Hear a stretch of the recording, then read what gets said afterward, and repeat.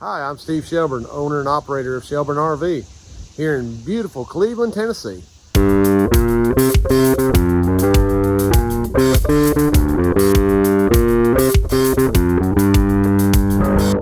Well, good morning. I'm going to take you around and show you a few things. It's been kind of crazy here this week. Again, just help issues and getting some new guys trained in. But we're going to go around and look at this retro. I'm going to let you look at this. The 67 Airstream has migrated its way back up here, so we're going to kind of show you what we're doing on some of the cabinetry work on the inside of that. This big Montana that you see sitting over here under this awning came in for a big Seal Tech test, so we had to do a Seal Tech machine on there. And actually, you know, as rough as it looks, as far as dirty and all that, the sealant was great on it. So didn't find anything but a few places around the slide out when the slide out was out, a little bit around the seal. So let's go around, I'll show you a few things. So if you remember a few weeks ago, we've been working on this little retro and had to redo the floor in here, but we had water that was leaking here that kind of got on this piece of flooring. Well, what we found out was this drain is cracked. It's broke. I've been trying for like the last 3 weeks to get somebody at Riverstone to sell us one of these pans. They responded to the owner of the camper, because they will not respond to me. They responded to the owner of the camper that they are not selling any aftermarket parts right now because they are so far behind on building these. So that was our only option to get that done, to get him out of here for the moment, while they try to get us a pan. So kind of a bad situation there. This 67, you remember Lewis was working on this. It's been about a month or so ago. And so basically the customer has brought us the original furniture. Now you can see these kind of look cattywampus in here, but that's how they were. You can see that table's actually cut at an angle. So this is how everything was kind of set in here. So basically what we're doing is we're just setting this in here. We've obviously got a new NT Suburban furnace sitting right there. Got the battery mounted now.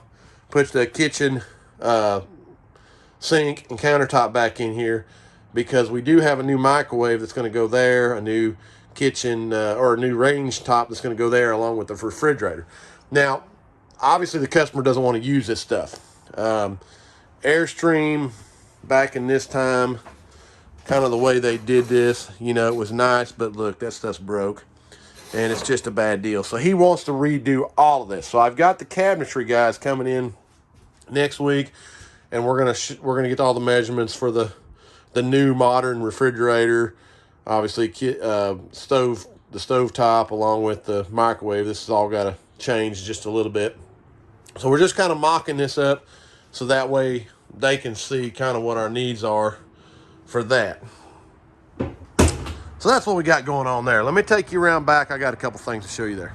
So you saw this little J-Flight Swift travel trailer we did last week. Had to put a new roof on it.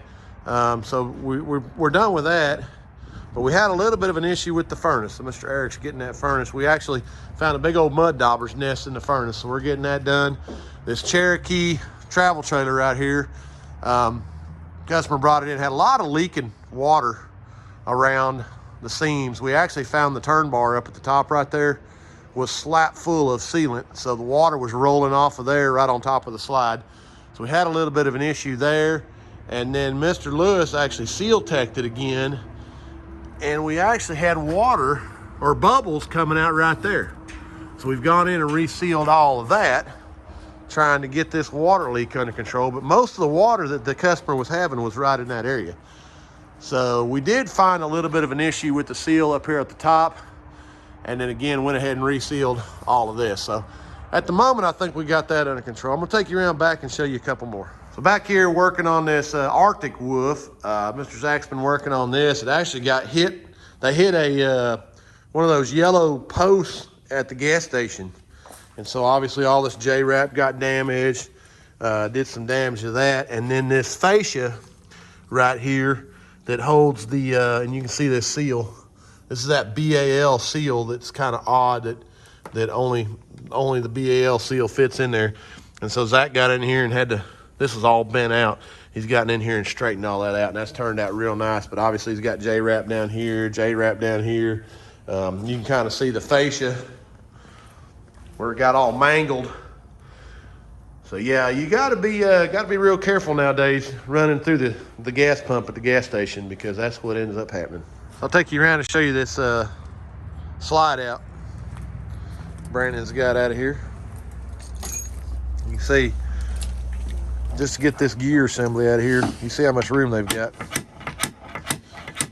So these gears are obviously stripped out on the bottom of there, so they've got new gears we're going to put in this thing. So James and Mr. Fish have been over here working on this pink Mini Winnie. Came in with roof issues, and primarily right here, this vent cap, you can't hardly see it right here, but this vent cap, this whole area was rotted out real bad, and then a little bit around the air conditioner vent, but had to redeck 4 sheets of decking to redeck that. And so they've got that, the materials glued down. They're just going through and doing their fixtures and their turn bar. So that turned out real nice on the pink Mini Winnie. All right, came back here to check on this Arctic Wolf that Zach's been working on. You saw where it had a hole back here and the fascia was all messed up. So we've got all that done, just got to put the new BAL seal in there, and then he's got his J-wrap cut out, ready to go into the bending machine. So that's coming along very nicely. All right, it's back here on a Monday, but I'm gonna show you this video I took this weekend when I was out and about of this old Greyhound bus gentleman converted into a camper. I'm gonna show that to you now. All right, so I'm gonna take around and show you this cool old Greyhound bus that I happened to stumble across, 1960 model Greyhound bus. I'm gonna take you around and kind of show you some of this. Let me turn the camera around. All right, so I happened to stumble across this 1961 Bluebird bus. I'm gonna take you around and show this to you. This is absolutely the coolest thing I have seen in so long. And you can see, look at the patina on the side of this camper, on the side of this bus. Very cool. He has he's used a split unit for the heating and air system on it, and I'll take you inside here in a second and kind of show you this and show you how he's got it all set up, because he actually gutted the whole inside of this bus and then went back and started kind of rebuilding it from scratch, and he's done a very nice job doing this. I'll take you around and kind of show you this right here. And it does have the 671 Detroit diesel in it, so he's pretty well kept it as stock as he can as far as that goes.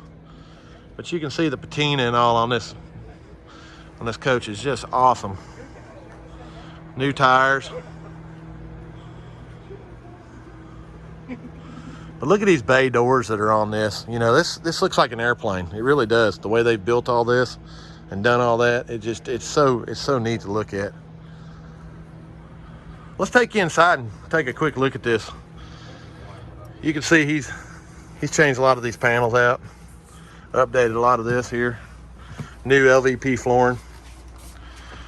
So you can see he's got his inverter technology set up here right now, pulling 1.1 kilowatts. But this is the line for the split unit. He's got all this tucked up real nice and neat coming across the front here, and then he's got his split unit mounted on up here in the top.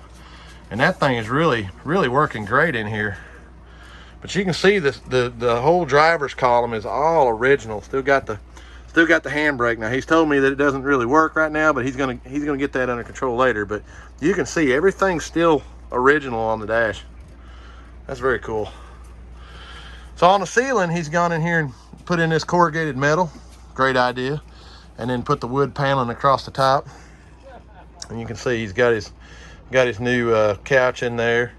And then back here, you can see he's added the kitchen counter. Of course, the old Magic Chef stove, gas stove, that's pretty cool. Got all that put in there. And over here on this side, he's got another bench that he's built in the floor right there, which really looks neat. Got his refrigerator put in right there.